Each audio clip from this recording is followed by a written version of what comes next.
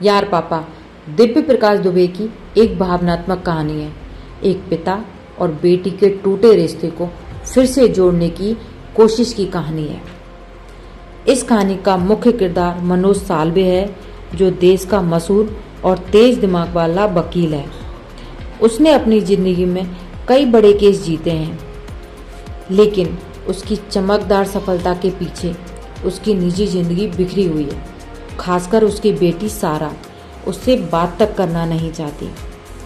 कहानी में बड़ा मोड़ तब आता है जब अचानक यह सच सामने आता है कि मनोज साल्वे की लॉ की डिग्री नकली है। जिस आदमी को सब लोग सबसे सफल वकील मानते थे, उसकी पूरी इज्जत और कैरियर एक झटके में खतरे में पड़ जाता है। मीडिया, राजनीति और समाज सब उसके खिलाफ हो जाते हैं। इस मुश्किल समय में मनोज को सबसे ज़्यादा दर्द इस बात का होता है कि उसकी बेटी पहले ही उससे नाराज़ है और अब उसके पास अपने परिवार को समझाने के लिए कुछ भी नहीं बचा। लेकिन यही संकट उसकी ज़िंदगी बदल देता है। मनोज हार नहीं मानता। वह फैसला करता है कि वह फिर से पढ़ाई करेगा और अपनी लॉ की डिग्री हासिल करेगा, चाहे उम्र कितनी भी हो। यह फैसला सिर्फ कैरियर बचाने के लिए नहीं होता, बल्कि खुद को और अपनी बेटी को साबित करने के लिए होता है। इंसान अपनी गलती को सुधार सकता है। पढ़ाई और संघर्ष और आत्ममंथन के इस सफर में मनोज धीरे धीरे समझता है कि असली जीत कोर्ट केस जीतना नहीं, बल्कि रिश्तों को बचाना है।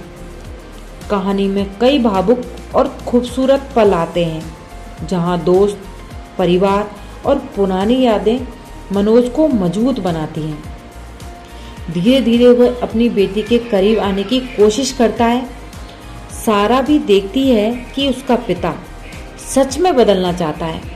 अंत में कहानी एक वकील की वापसी की नहीं रहती, बल्कि एक पिता और बेटी के टूटे रिश्ते को फिर से जोड़ने की कहानी बन जाती है।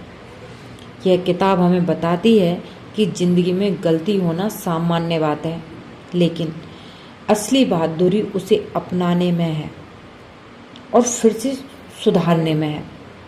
रिश्ते में दूरी आ सकती है, लेकिन सच्ची कोशिश और प्यार से उसे फिर से जोड़ा जा सकता है।